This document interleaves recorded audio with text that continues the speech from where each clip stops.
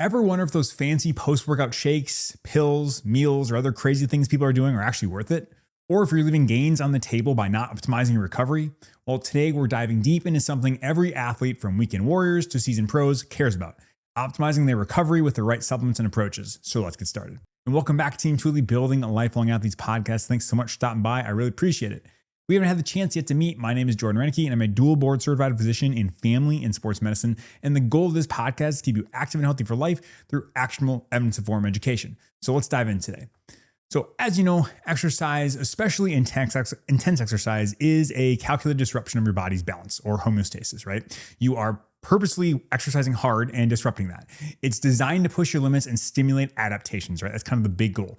But the magic and the real gains actually happen during recovery. And this isn't just about resting though, right? You don't just sit there laying on the couch as nothing. It's an active, complex biological process where your body works to repair tissue damage, replenish energy stores, and modulate inflammation, ultimately restoring that balance back and then super compensating to a higher level. So the whole idea behind it is you have to stress your body, right? You need some sort of stressor. If it's just everyday business for your body, it's not going to respond. So we need to have some sort of stimulus, and then you recover from it. And then hopefully you compensate to that and go higher and higher and you're more capable next time. That's fitness. That's how you get better. And so understanding this process is actually key to unlocking the true power of recovery supplements. So we can break down different ways and different things we're going to do. So we're going to break down post-exercise recovery into three main pillars. So any supplement claiming to aid recovery must in some way address one or more of these fundamental processes. So first up, we have exercise-induced muscle damage, or EIMD. Think of this kind of like microscopic tears in your muscle fibers or little amount of damage, right, from intense or unfamiliar exercises. I think everyone knows that's the idea, is that when you work your muscles hard, you're putting a little bit of damage in there to then hopefully have them build up later. So that's the one thing. That's number one. We're going to have this, right? So we have to get this inflammatory response. This is totally normal. This damage kicks off that inflammatory response, and that's actually kind of a double-edged sword, right? So it's necessary for repair and growth, but an excessive or prolonged inflammatory response can actually kind of exacerbate secondary damage, impair muscle function, and hinder an athlete's performance in subsequent training bouts. And so it's kind of finding the right balance, right? So, but we're going to have some. That's just a normal part of things. Second, there's the anabolic or catabolic balance. So simply put, it's kind of a tug of war between building new muscle proteins, which is muscle protein synthesis, and breaking things down, which is catabolism. So after a tough workout, especially if you're fasted, your body's in a net catabolic state where your muscle protein breakdown is happening faster than the muscles building it. So we want to flip that into the anabolic state. That's the ultimate goal. So when we exercise, we go back and we get bigger and stronger, and that's what we're going for.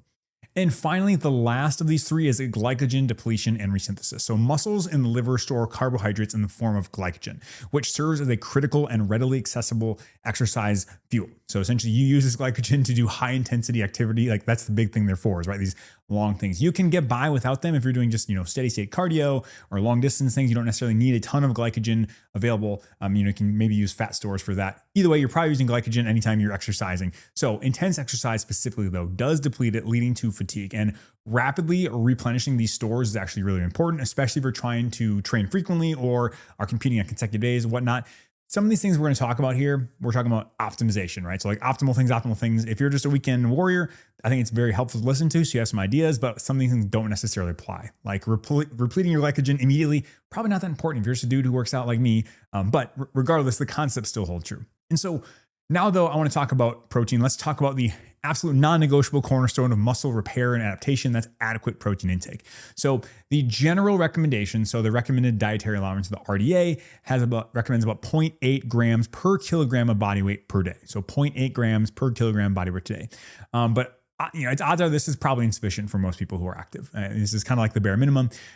This amount is probably not where we want to go especially if we're going strenuous exercise, right? Other papers and scientific consensus have kind of put in the range of maybe 1.4 to 2 grams per kilogram per day to optimize your response to training. So we go from 0.8 to essentially double that up to 1.6. I usually tell people 1.6. That's like a general goal. Some newer studies have come out and said maybe higher is better. Regardless, if you're getting there, you're probably gonna be good. And they get these numbers from these studies that show like quote unquote optimal level, but they still show people growing at 1.4 all the way up to 2. And so it's one of those things where you got to find out what works for you and your GI system and all that stuff and go from there. But yeah, that's essentially where we're going. And protein supplements though, such as powders derived from whey, casein, or plants, are not these magic bullets, but they can be helpful. So they're practical and efficient tools that can help athletes meet these protein targets for the day, right? But they're definitely not necessary, right? You can just eat food, that's totally fine. While achieving the total daily protein goal is the primary determinant of long-term adaptation, the specific type and timing of the protein ingestion are secondary things to consider, and they can influence your recovery process. But I do want to foot stomp this, that the total amount of protein is by far and away the most important factor when it comes to protein ingestion. It's way, way, way more important than protein timing or specific type. Like we'll talk about those. Some people want to, optimize everything and worry about that. But at the end of the day, if you just step back and hit your overall protein goals, probably spaced out a couple times throughout the day, it's probably better to do it a couple times from a muscle protein synthesis perspective. But even then, like just getting your total number, that's probably going to be good to go. And that's all we're looking for. So just to give you a heads up there. Next, let's move on to protein type, specifically whey protein. So whey protein is probably the most popular post-workout supplement there is, and for good reason. It's known as a fast digesting protein because it is rapidly absorbed, leading to a quick and pronounced spike in circulating amino acids. And kind of diving into a little more nerdier here, what happens is particularly there's a lot of leucine, which is a specific type of amino acid, and that is a powerful signaling molecule to trigger muscle protein synthesis. And so it works through this pathway called mTOR1. Not that important for this podcast, but that's how it triggers it. But leucine specifically kind of triggers this muscle protein synthesis. So people talk a lot about this, but it is an important pathway that starts the process of building muscle. And studies have shown that whey protein can have a small to medium positive effect on the short-term restoration of muscle contractile function within 24 to 96 hours following resistance training. So what does that mean? Well, restoration of muscle contraction, meaning getting back to your normal level. Whey protein may help you get back faster, so get ready to do more bouts of exercise, get you more recovered quicker. Other research also suggests that peri-exercise protein consumption, so either like during or right after or kind of around that workout in general, helps preserve maximal strength and can potentially lower concentrations in the muscle damage marker called creatine kinase. However, it's important to note that while whey reliably enhances post-exercise anabolism, meaning the rate of muscle protein synthesis, this acute metabolic effect does not translate into measurable reductions in muscle soreness or other markers of muscle damage. And it's also worth mentioning a lot of these studies look at creatine kinase or CK. And we don't really have a definitive guide for like what an elevated CK actually means for anybody. I see patients all the time. If you just get labs, like if you happen to get a CK and maybe elevated, like they just worked out, like it's elevated, and you're like, oh, what does that mean? Like, I don't know, they're normal, they're healthy, like there's no problem. And so that's just one thing. They use these for studies. And yeah, it's totally fine to look at these in studies because it is an indicator of potential muscle damage. But for most people, there's a wide range that's considered normal, right? Unless we're talking about something like rhabdo where you're having enormous levels of CK. You see a slightly elevated CK, I'd be like, did you just work out yesterday? And they say, yeah. I'd be like, all right, cool. Like, and I could not tell you from that number if they're sore, if they feel fine, like anything like that. And so a lot of times they use these markers from a clinical perspective, but they don't have that much like clinical practice perspective. So it's more like laboratory stuff. Moving on to casein protein. Now, whey is kind of the fast protein. Casein's kind of the slow protein. It's kind of the counterpart to that. And in an acidic environment in the stomach, it forms a gel-like substance or something called a micelle. Super nerdy, but that's what it is. It results in a much slower, more sustained release of amino acids into the bloodstream over a period of up to like 6 hours or more. So we talk about whey, fast, spike up right away. Casein, much slower, kind of slower release. And this unique digestive profile makes casein an ideal protein for consumption before periods of fasting, and most notably before sleep, right? So this is people are like, I'm optimizing it. I'm taking casein before, I go to bed, I'm taking whey during the day. Like that's totally fine, but it's just why they think about it. Because overnight fast typically is the longest catabolic period of the day, and ingesting casein before that may counteract some of that.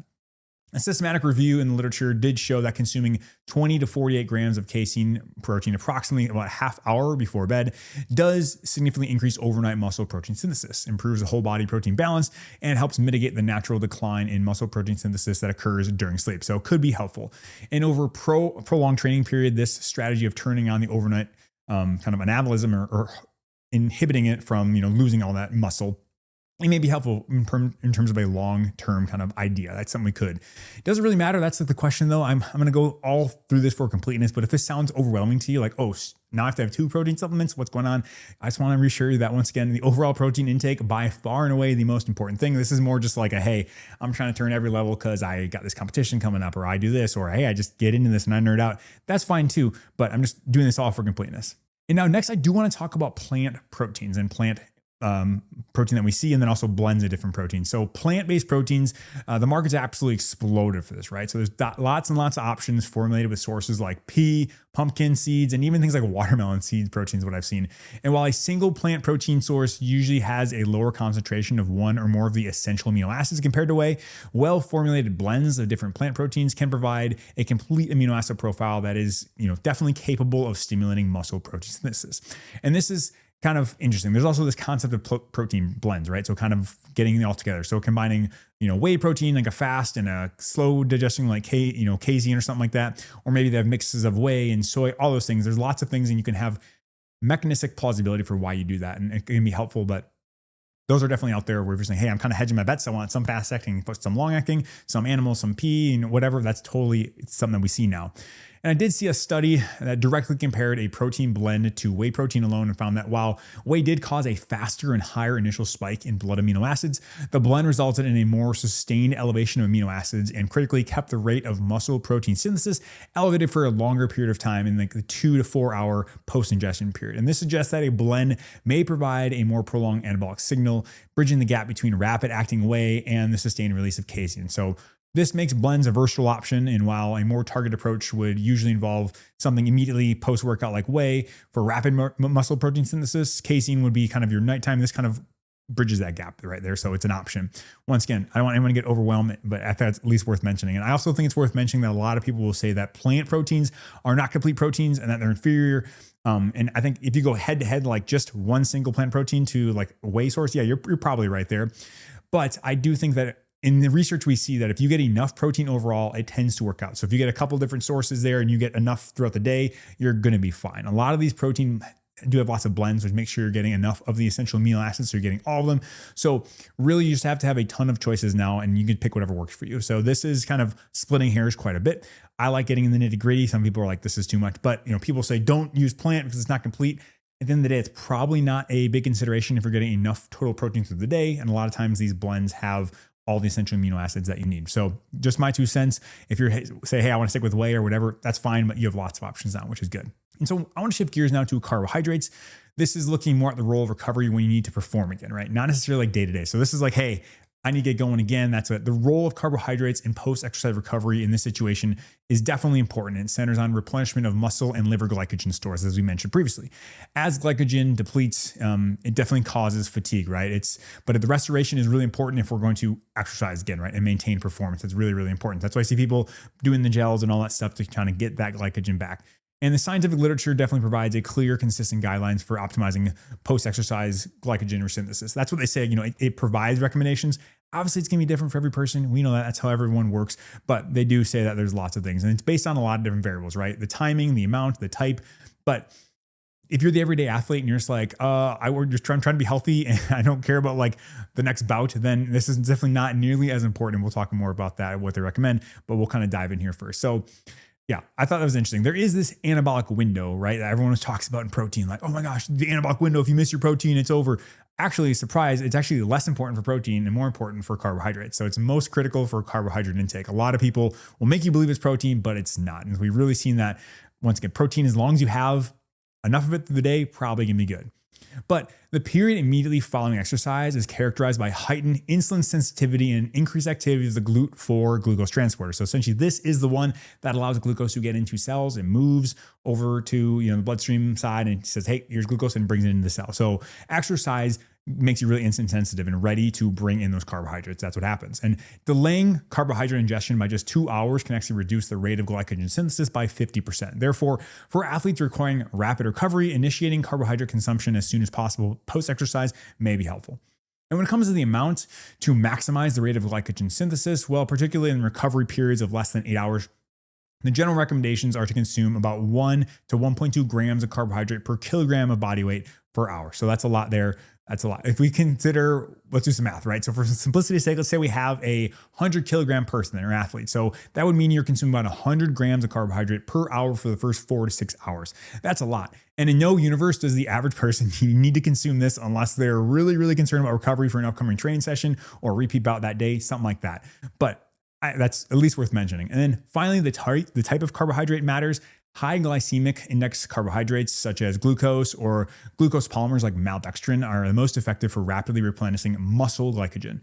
Further though, so fructose in contrast is really preferential for taking up in the liver, so liver glycogen. So a lot of times many athletes, they have a supplement containing a mixture of glucose and fructose, which can be optimal for replenishing both stores specifically. And stepping back once again, if you can simply think about this, like the average athlete, if you work out, like you're probably fine just like eating a meal afterward with some carbohydrates and some protein. Like that's really what it is. My goal is to never complicate things. I want to make it simple. So if you're just like, hey, I want to know the things I could have, but like what's practicality? Like, well, the practical thing is this, like eat after that. That's pretty much what I do. But if you do follow like a low carbohydrate diet or something, that may change and that's fine. But the literature for repeated recovery typically talks more about including and eating these carbohydrates after. So once again, don't want you to get overwhelmed, but this is what the data shows. And so now we're talking about combining the two. So kind of using protein and carbs acting in synergy there. In fact, though, many commercial recovery products feature a combination of carbohydrates and protein. And the strategy is kind of supported by a nuanced look at the relationship in the literature, right? So the rationale is to address both the refueling of glycogen and repair of protein in a single feeding. And we've also seen that the co-ingestion of protein with carbs can actually enhance the rate of glycogen storage, which is interesting, but this effect is highly conditional. The benefit's not universal for everybody and depends heavily on the total energy and carbohydrate context of the supplement. And I think it's getting a bit into the weeds here, and I'm not trying to tie it down there, but if you're eating a meal or replacing an adequate amount of calories, like it may not matter at all, then it may just not make that big of a difference. So what I want to say though, specifically for that is how fast you absorb these things and how fast you repair glycogen may be impacted by the total number of calories you take. But it's like, if you just tune out for the last 20 seconds of your life, you pretty much miss nothing other than me saying that it's complicated, but probably doesn't matter for the everyday athlete. And so while adding protein may not always accelerate glycogen storage, its inclusion is a fundamental, piece of the puzzle for stimulating that muscle protein synthesis. And so a carb only supplement can't achieve this positive net protein balance of muscle protein synthesis. So that's why it's essential to include protein when we're talking about in that recovery window. And so the primary, do you need to have carbohydrates after? It's probably helpful to have a little bit of something. Protein, probably helpful as well. I don't think you need to stress out about it. But if you're hitting, plateau or you're not feeling your normal, you don't feel very well, you're recovered next day, these are things that we can kind of tweak to maybe help things up a little bit. All right. And so now let's move on to other supplements. So we have creatine here, right? So we've talked about creatine in the past in other podcasts, but we're going to talk about it here again because everyone loves talking about creatine. And so this is probably one of the most extensively studied and scientifically validated ergogenic aids in all sports nutrition. While it's known for its ability to improve high intensity exercise performance, a compelling body of evidence establishes it as a versatile supplement that can do lots of things and specifically help with recovery. Its benefits are multifaceted, addressing all three pillars of the recovery phase, including muscle damage, force restoration, and energy replenishment as well. So creatine supplementation has been shown to significantly enhance recovery by attenuating exercise-induced muscle damage, so meaning lessening the damage, and accelerating the return of normal muscle function. One 2022 systematic review and meta-analysis found that creatine supplementation effectively reduced indirect markers of muscle damage like CK we talked about before, following an acute bout of exercise. Furthermore, research demonstrates that creatine helps preserve maximal voluntary contractions of your muscles in the 24 to 72 hours following the workout, which is awesome, meaning athletes can recover faster potentially. And this effect is critical for those who need to perform at a high level on consecutive days. And when I think about creatine, I typically think about it as it helps you with your ability to do more explosive types, either more of them or, in quicker interval, anything like that. That's the main benefit behind it. But it seems like we're learning more and more about each day, and it can do a lot for a lot of different people. And so moving on to creatine a little bit deeper here. What is kind of interesting though, we don't have it all figured out quite yet. In fact, there is a kind of paradoxical effect of creatine. While supplementation reduces damage markers after a single acute bout of exercise, the same studies often show that after a chronic period of exercise with creatine, damage markers actually may be higher than when compared to a placebo group. You might be like, wait, Jordan, you just told me that creatine helps with that and decreased markers of that, but now you're saying long-term, it shows more. Well, yeah, it's actually interesting. And I kind of don't think it's a negative thing. Instead, it's kind of hypothesized that because creatine supplementation increases your work capacity and training tolerance, it allows an individual to train at a higher volume and intensity. And this greater training stimulus naturally results in a more pronounced damage response. So which is thought to be the key driver for improvement. So what we're seeing is you're having a higher inflammation and damage because you're able to do more, right? So you're doing more, and that's a good thing, then you get stronger. And also another thing, although lesser known benefit of creatine is the ability to enhance post-exercise glycogen resynthesis. So there's a couple studies looked at have demonstrated that co-ingesting creatine with carbohydrates leads to a significantly greater glycogen store in the hours following exercise compared to consuming the same amount of just carbohydrates. And so that's kind of where we're at. And for dosing wise, I've talked about this previously, but the most well-established and effective dosing of creatine monohydrate is anywhere from 5 to 20 grams per day. So typically, if someone wants to get it into their bloodstream as fast as possible, you consume 20 grams per day for like 5 to 7 days. So that's kind of this loading dose. And then after that, you kind of keep it steady at 3 to 5 grams. However, I think most people just do 5 grams a day. And eventually when you get loaded up, you get loaded up. I don't think the loading phase is necessary by any means, but if you really want to get up fast, you can do that. Otherwise, you just take 5 grams a day and you don't have to worry about it. All right, moving on. Next, we have beta hydroxy beta methylbutyrate, or HMB. This is a metabolite of the amino acid leucine, and it's marketed primarily as an anti-catabolic agent, purported to reduce the muscle protein breakdown, and really it's just going to help you stay huge, is what they're kind of saying. The most consistent and well-supported benefits of HMB for recovery is its ability to attenuate exercise-induced muscle damage, like we mentioned before. And a systematic review and meta-analysis from 2018 concluded that HMB supplementation had a significant effect on reducing serum levels of CK and LDH, which is lactate dehydrogenase, kind of markers of cell injury. And the benefits were more pronounced in studies lasting 6 weeks or longer, indicating that this may be more beneficial from a chronic supplementation perspective than to acute. And while HMB is theorized to possess anabolic properties, the scientific evidence really doesn't support that. It doesn't really translate into real world gains in muscle mass or strength or anything really like that. A comprehensive meta-analysis from a 2020 concluded that HMB produces only a small effect on total body mass gain, and that doesn't translate into significantly greater increases in fat-free mass or strength or anything like that. And so I thought that was interesting. So its primary utility seems to be, for looking from a resistance training and recovery perspective, seems to be protective from maybe breaking down muscle a little bit rather than strongly anabolic. So they're not necessarily helping you grow muscle, but maybe it's helping you not lose muscle. It's kind of interesting. The standard dosing of HMB used in the majority of the studies is about 3 grams per day, often divided into multiple smaller doses. However, the question has to be asked, does this really matter, right? If you're getting enough leucine with protein sources to begin with, like HMB is kind of a breakdown product of amino acids. Like, are you getting enough of this and you need to supplement with this? And that's kind of where I see this is like, I'm not going to complicate my process by adding something that may or may not work and not do anything. It certainly doesn't seem like it helps speed up your recovery necessarily. It's one of those ones that may or may not be helpful. I don't know. It's kind of like, this is one of those like shoulder shrug emojis. I'm not sure what to do, but it's definitely not robust that like this is going to magically make your gains amazing. Next, let's talk about Tart cherry juice. And so cherry products, they are rich in antioxidant and anti-inflammatory compounds like polyphenols and anthocyanins. So they become more popular everywhere, has these Tart cherry recoveries, and that's what we're looking at here.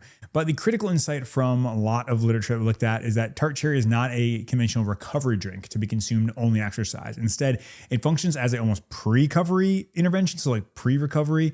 To be effective, supplementation must begin several days before a strenuous event and continue through the event for the few days after. And so studies that initiate supplementation only on the day of exercise have consistently failed to show a benefit. And when used with the correct pre-recovery protocol, Tart cherry supplementation has demonstrated some benefits. So a couple of studies I've looked at have concluded that it has a moderate beneficial effect on the recovery of muscular damage and power following damaging exercise. So the evidence also for muscle soreness, so DOMS, everyone talks about delayed onset muscle soreness, may decrease a little bit. It may decrease some of the inflammatory markers like IL-6 and IL-8. And that's what they've kind of seen, that maybe that's directionally where it's going. The most common dosing protocols here in successful studies is 8 to 12 ounces of Tart cherry juice or 1 ounce of Tart cherry concentrate taken twice daily. And so the evidence strongly supports the use of this in that kind of, in either concentrate or from real frozen cherries. And once again, this is probably getting a little bit into niche here situations, but if you're a high-level athlete, I want to at least mention this here because I think everyone deserves to at least know. But most people just don't care enough to drink cherry juice every day, multiple days before this. And if you want to include it, that's fine. I'm always hesitant to include sugar-sweetened beverages of any kind because most people have the biggest problem of consuming too many calories. If you're a high-level athlete, that's usually not the issue. It's trying to keep up with your training. But for me, this is one of those ones where I don't do this. It's just a lot of effort, and I don't love necessarily just drinking sugar beverages just because from a calorie perspective. But it's there, and there is data supporting it. Next, I want to move on to omega-3s. Omega-3 pop up everywhere, right? So specifically EPA and DHA, these are the big ones that are found in fish oil and are well established for their anti-inflammatory properties throughout the body, right? So they've been studied all over, and now they're kind of asking the question, can they be used for recovery as well? And their primary recovery related mechanism is their ability to modulate the inflammatory response. So when consumed, EPA and DHA are incorporated into the phospholipid membranes of the cells, where they kind of compete with pro-inflammatory omega-6 arachidonic acid, and it leads to the production of less inflammatory caseinoids, known as a generation of special pro-resolving mediators, so SPMs. So that's kind of where these specialized pro-resolving mediators, like essentially you step back, omega-3s, they can interact with omega-6s, and they create these SPMs that kind of helps fight inflammation. And that's kind of what we're looking at. So in summary, they decrease the inflammation. And the evidence though for this, it's potentially promising, but also kind of like all omega-3 studies, it's like, I don't know. There was a meta-analysis I looked at that found that omega-3 supplementation significantly decreased DOMS, which is huge. I mean, that'd be awesome. And a separate robust meta-analysis concluded that omega-3 supplementation is effective at reducing serum concentrations of muscle damage markers like CK, LDH, and myoglobin.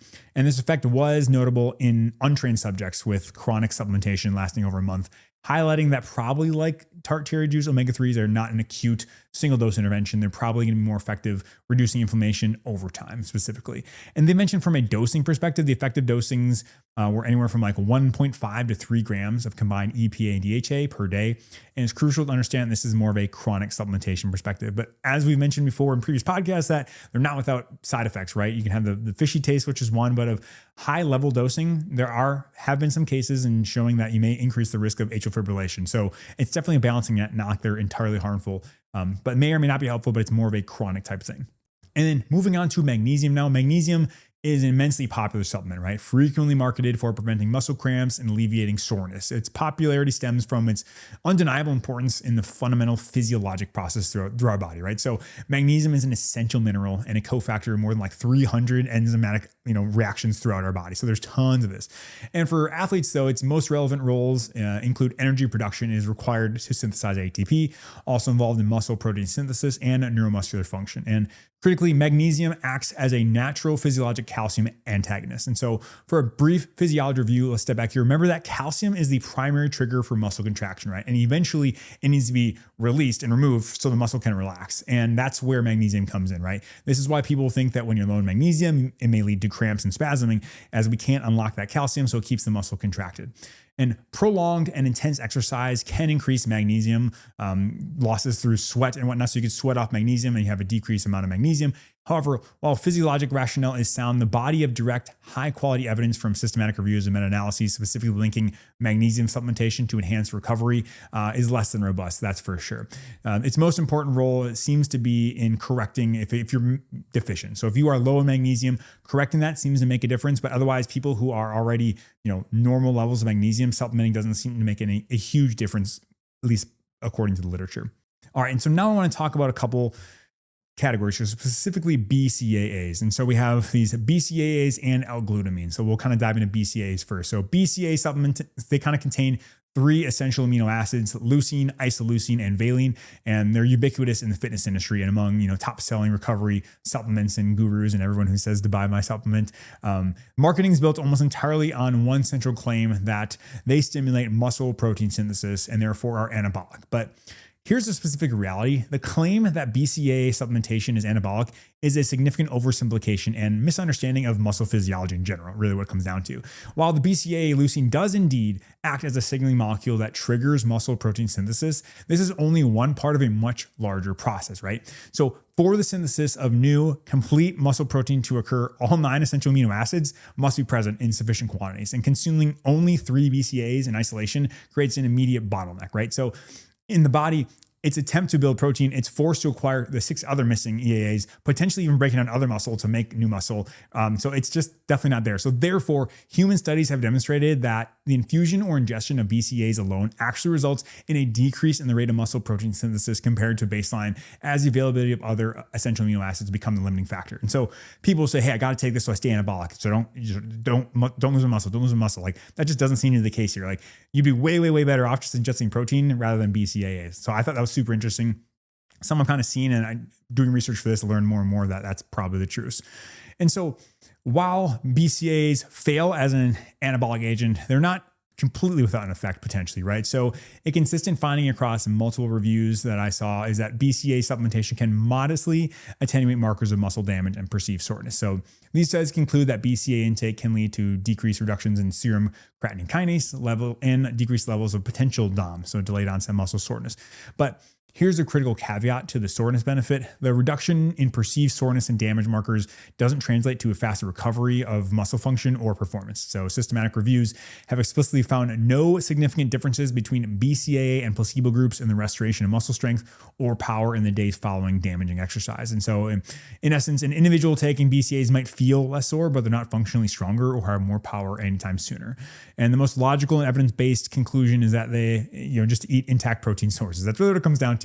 If you eat a 20 to 40 gram serving of whey protein or any sort of complete protein, that's going to be vastly superior to isolated BCAA supplementation. And a serving of whey protein naturally provides the robust dose of all the BCAAs you need anyways, in addition to the other essential amino acids required to fuel muscle protein synthesis. So if you're asking me, I can tell you just save your money and don't buy BCAAs. You can just eat protein and get pretty much the exact same thing. So hopefully if you take anything from that, I'm trying to save you money and not have you buy things. I do want to talk about L-Glutamine as well.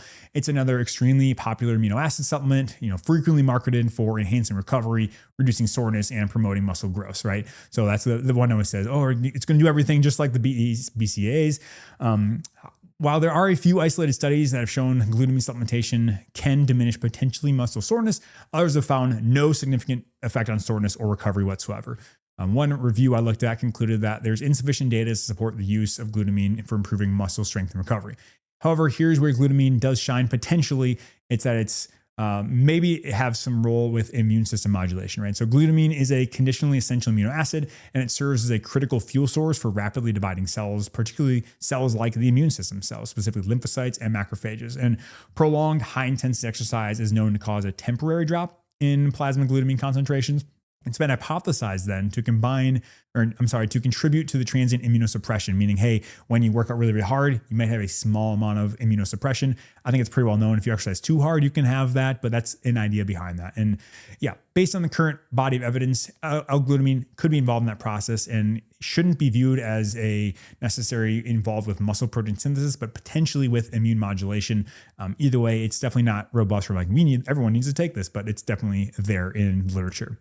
And so bringing this all together, I wanted to bring into a tiered system. Like, how do I think about what supplements should I take, Jordan? That's a big thing. And the landscape of recovery supplements is vast and really confusing, right? With marketing claims saying that they can do anything, right? And these claims always outpace scientific validation. So I do want to say that a lot of times something may work, but we just don't have the data to support it yet. And that's the one where you kind of have to decide then, okay, is it the risk benefit? Is it there? I don't know. But a critical analysis of the review allows for kind of a framework is how I think about it. So kind of preparing this, I was like, okay, this is the framework I want to think about here. So the first is foundational things. So focus on foundational things. This is a non-negotiable. Before any supplements considered, an individual should focus on the big three I talk about all the time: appropriate exercise, sleep, and diet. So the diet must provide adequate total energy. So if you're in a deficit, it's going to be really hard to recover. Sufficient carbohydrates to support your glycogen needs. If you eat that way, once again, if you're low carb, that's fine too. We'll figure it out. And you should also have sufficient protein to support muscle repair and adaptation. Consensus is for active individuals, protein intake of around 1.4 to 2 grams per kilogram per day is the best. From a sleep perspective, sleep's also so important, and honestly, the best tool we have for recovery. Like, if you could put sleep into a pill, it would be like the best thing ever. That's for sure. And it's really important making sure we get enough sleep. And then it's also worth mentioning that you have to have an intelligently programmed exercise program to help you in your goals, right?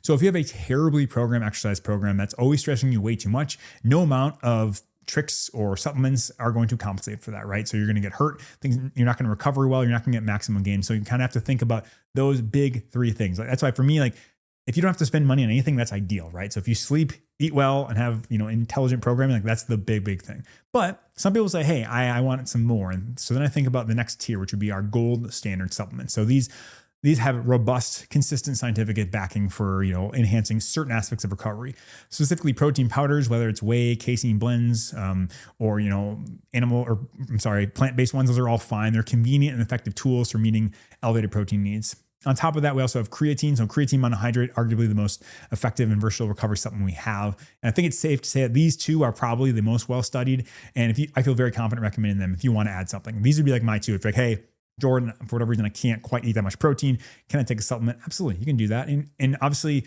everyone's diet's gonna be different in what they can and can't do or want to do. But yeah, these are ones that I feel pretty safe in recommending as long as we get them from a reputable source, that they're probably gonna be helpful for you.